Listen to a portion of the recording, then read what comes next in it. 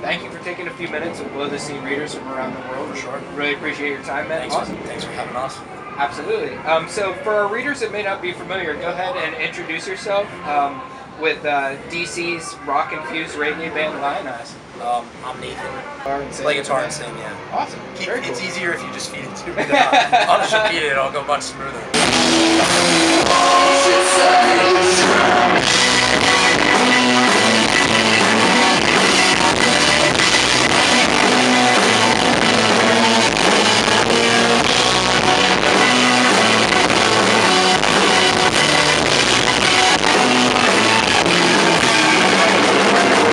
You guys have been doing most of July with Clutch, and then you guys are picking up with a company band tonight for a few days? Sure, and then back out with Clutch in August, and then headlining, and then a little bit of time off, then a Streetlight Manifesto tour, and then a Clutch tour in the middle. Awesome. Very, very busy schedule. We're very grateful to stay busy in the days of bands not being so busy, so awesome. We don't take it for granted. Absolutely. So, over the past few weeks, has there been anything that, whether on stage or, extracurricular activities that have been particularly memorable?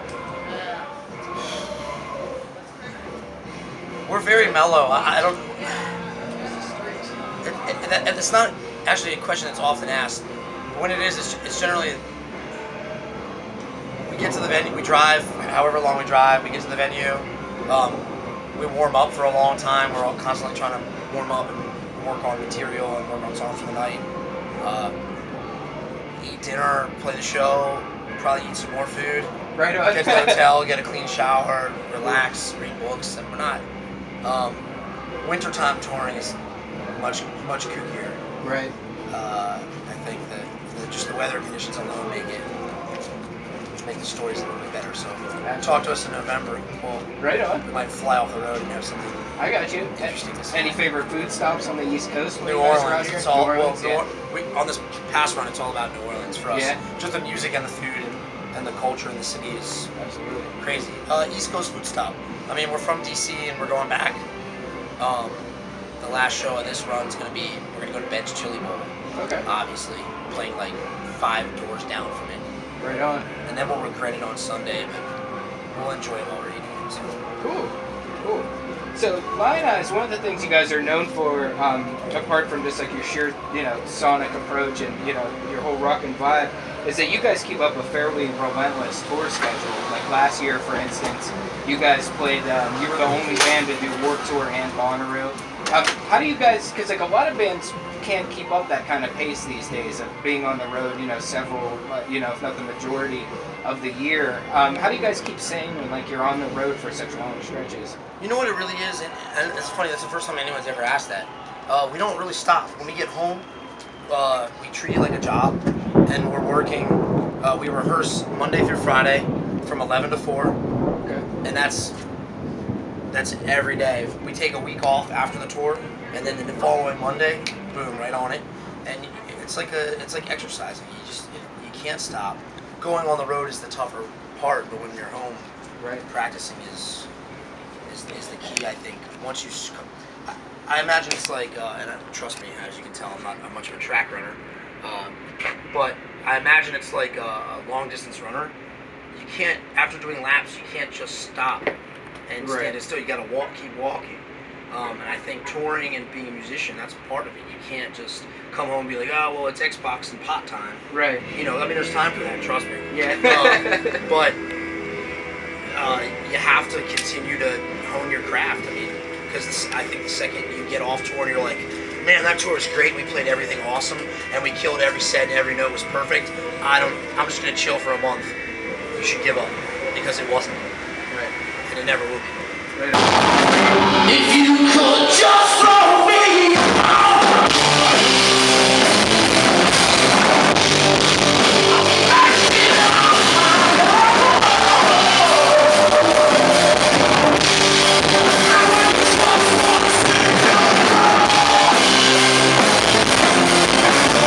So Lionize is currently supporting your most recent full length, which is Super Czar and the Vulture, which hit streets at the tail end of 2011. Mm-hmm. What did the writing and recording process look like for the band? Do you guys get to road test all the songs before you go into the studio?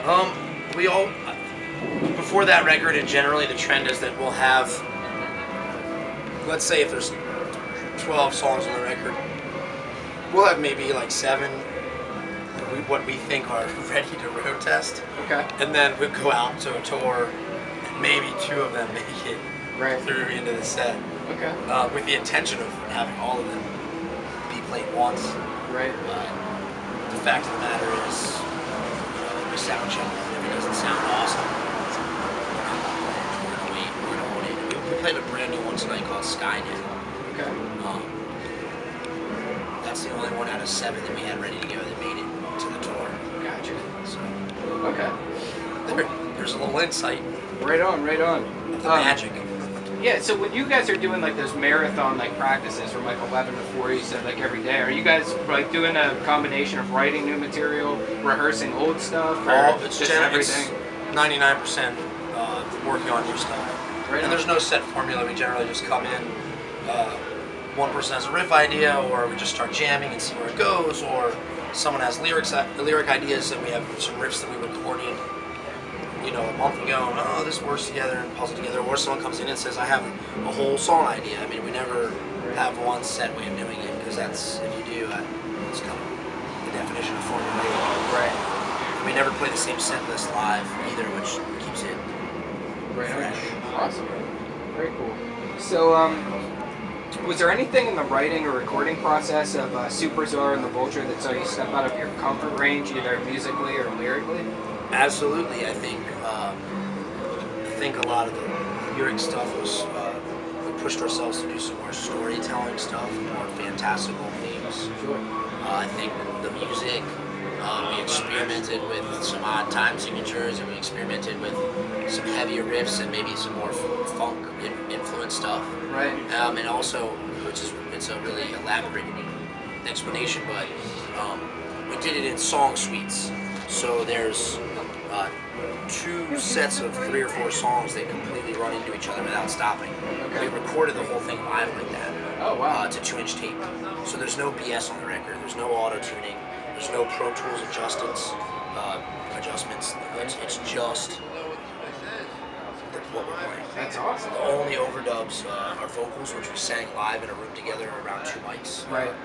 real time, and a couple guitar solos. That's great. You don't see that too often anymore these days. Yeah, No. a lot of punch-ins, punch-outs, all I that mean, stuff. you can go through 60s rock all the way up to the Bad Brains, or even the Police. Bands really used to record themselves. Absolutely. Yeah. And now they don't, because why not just buy a $1,200 laptop with Pro Tools or GarageBand on it? I see why people do it, Right. but the result always sucks. Truthfully speaking, I mean, that's just me. Okay. I never hear a record that was made completely digitally, completely on Pro Tools, nothing organic about it, and I hear it, I'm never like, wow, that sounds crazy good. But I do hear the band of Gypsies live in Fillmore, and I'm thinking this was not only was it a 2-inch tape, it's live. Right. It's the band playing. I think that mystique and that energy and that whole vibe is gone. I think it's gone, and it should. There's a few artists out there doing it, and it should totally come out. Yeah. Well said. Well said. So where do you guys do the? Did you stick with the same studio that you had used prior? Yeah, we've recorded 2 records now with Jay Robbins at the Magpie Cage, and he's done, all the way from the emo precursors like Promise Ring and Braid. And he's done Against Me records. He's done Clutch records. He's made some of the best sounding records that we love. Absolutely. And he was active with Jawbox. Jawbox, Yeah. that's his band, and, Right. and a Government Issue, he was the bass player. I mean, this guy's a DC legend, Right. and all over the world people are into his music. And it's 2-inch tape. It's all live in a room. It's like, and we're gonna do another record with him very shortly. Awesome. He is an unsung hero. We just heard The Sword is doing it. They're in the studio right now with him. Okay. So it's people that are recording with him. It's really starting to broaden. People are kind of catching on that this guy makes drums sound like they should sound, and he captures real guitar amps as loud as they can be in a room. And The Sword's really definitely on their upswing right now, and for them to record a record with him, I think it's an awesome decision that they made, and I think a lot of bands will hopefully follow suit. Right on.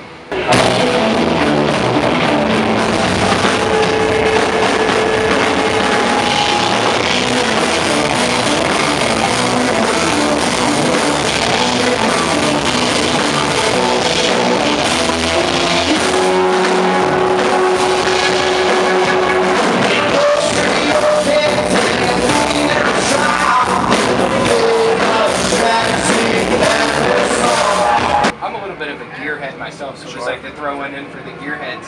Right, do you guys tinker with like any new equipment when you go on the road? Do you experiment with your sound at all? Yeah. From tour to tour?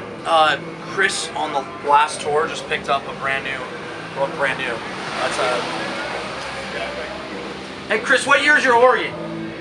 What year is your organ? I think it's Guts. I think it's like a 61. It's like a 61 M3. 63. This is early 60s. We just picked that up. We used to have a big Hammond X77 before Leslie, and we experimented that. On this run, actually, a guy who works out of J. Robbins' studio named Brooks Harlan. Okay. He works for a company. He owns a company called Big Crunch Amps. Okay. And I guess this is kind of an endorsement, but I just used it on stage. It's the absolute favorite amp I ever played. It's got one knob on it. It's called the Big Crunch One Knob. Right. It's the white head I had on stage. Oh, okay, cool. It's yeah, a mix that thing was between interesting. it's a mix between a Plexi and a JMP, more like a GCM 800 or a GCM 800 in the middle. And it's got one knob. There's no tone controls, just volume. You just turn it all the way up, and it does its work. It's got two KT88s in it. It's 70 watts, and it's my favorite amp that I've ever played. That's awesome. And I crossed that with a Plexi reissue, and that's kind of my sound. That's great. We always, Henry on bass is always kind of mixing and matching different things. Tonight was just 810s for a Sunhead, but he usually mixes 215s and 810s and kind of cross the bass and the head. And who knows? Awesome. Very cool. Righteous. So what does Lionize have on deck, you know, as we head into the latter part of 2012 and 2013? I mean, I assume you guys aren't banking on any doomsday prophecies for the end of the year. We're definitely more worried about getting flat tires than we are doomsday prophecies. But I guess if there is going to be a doomsday, that's even more reason to go out to some more shows. Get it in. I mean, what can you can't do anything to stop it. So you might as well just continue on. We're gonna go out. We're gonna August is more Clutch dates. Headlining dates in Florida. Then we go to October. We'll take September. We're gonna write a new record. Awesome. We're 7 or 8 songs in. After that, Streetlight Manifesto tour, Clutch tour, Streetlight Manifesto to end the year, and then 2013 is just going to be the same. Awesome. Very cool. Yeah, we're just going to keep playing shows because every time we go to quit, I think more people start coming out and the word spreads a little bit more and it gets a little bit better. So we can't really quit right now. Absolutely. Maybe soon. I hear you, man. Righteous. Well, thank you very much for taking a few minutes to blow the scene readers. Thank really you guys appreciate for your time. hanging out tonight. Absolutely. Anytime.